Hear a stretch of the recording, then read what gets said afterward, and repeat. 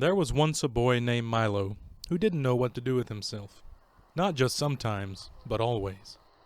When he was in school, he longed to be out, and when he was out, he longed to be in. On the way, he thought about coming home, and coming home, he thought about going. Wherever he was, he wished he were somewhere else, and when he got there, he wondered why he'd bothered. Nothing really interested him, least of all the things that should have. It seems to me that almost everything is a waste of time. He remarked one day as he walked dejectedly home from school. I can't see the point in learning to solve useless problems, or subtracting turnips from turnips, or knowing where Ethiopia is, or how to spell February. And since no one bothered to explain otherwise, he regarded the process of seeking knowledge as the greatest waste of time of all. As he and his unhappy thoughts hurried along, for while he was never anxious to be where he was going, he liked to get there as quickly as possible. It seemed a wonder that the world, which was so large, could sometimes feel so small and empty. And worst of all, there's nothing for me to do, nowhere I'd care to go, and hardly anything worth seeing. He punctuated this last thought with such a deep sigh that a house sparrow singing nearby stopped and rushed home to be with his family. Without stopping or looking up, Milo dashed past the buildings and busy shop that lined the street, and in a few minutes reached home, dashed through the lobby, hopped onto the elevator, 2, 3, 4, 5, 6, 7, 8, and off again. Opened the apartment door, rushed into his room, flopped dejectedly onto a chair, and grumbled softly.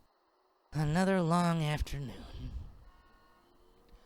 He looked glumly at all the things he owned. The books that were too much trouble to read, the tools he'd never learned to use, the small electric automobile he hadn't driven in months, or was it years? And the hundreds of other games and toys, bats and balls, and bits and pieces scattered around him. And then, to one side of the room, just next to the phonograph, he noticed something he certainly had never seen before.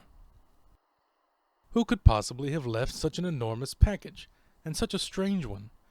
For while it was not quite square, it was definitely not round, and for its size it was larger than almost any other big package of smaller dimension that he'd ever seen. Attached to one side was a bright blue envelope, which simply said, "For Milo, who has plenty of time." Of course, if you've ever gotten a surprise package, you can imagine how puzzled and excited Milo was. And if you've never gotten one, pay close attention because someday you might. I don't think it's my birthday. And Christmas must be months away, and I haven't been outstandingly good, or even good at all. He had to admit this even to himself. Most probably I won't like it anyway, but since I don't know where it came from, I can't possibly send it back. He thought about it for quite a while and then opened the envelope just to be polite. One genuine turnpike toll booth, easily assembled at home and for use by those who have never traveled in lands beyond. Beyond what? Thought Milo as he continued to read. This package contains the following items. 1 genuine turnpike toll booth to be erected according to directions. 3 precautionary signs to be used in a precautionary fashion. Assorted coins for use in paying tolls. 1 map, up to date and carefully drawn by master cartographers, depicting natural and man-made features. 1 book of rules and traffic regulations, which may not be bent or broken. And in smaller letters at the bottom it concluded, Results are not guaranteed, but if not perfectly satisfied, your wasted time will be refunded. Following the instructions which told him to cut here, lift there, fold all back around, he soon had the toll booth unpacked and set up on its stand. He fitted the windows in place and attached the roof, which extended out on both sides, and fastened the coin box.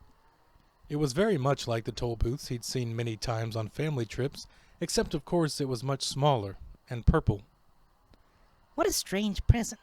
The least they could have done was to send a highway with it, for it's terribly impractical without one.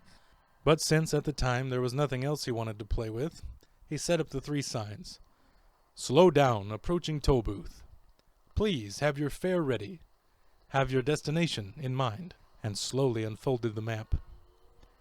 As the announcement stated, it was a beautiful map, in many colors, showing principal roads, rivers and seas, towns and cities, mountains and valleys, intersections and detours, and sites of outstanding interest, both beautiful and historic. The only trouble was that Milo had never heard of any of the places it indicated, and even the names sounded most peculiar.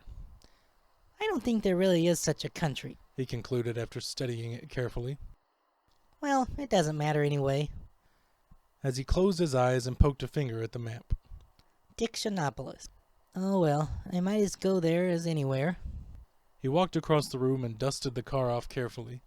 Then, taking the map and rule book with him, he hopped in and, for lack of anything better to do, drove slowly up to the toll booth. As he deposited his coin and rolled past, he wistfully remarked, I do hope this is an interesting game. Otherwise the afternoon will be so terribly dull.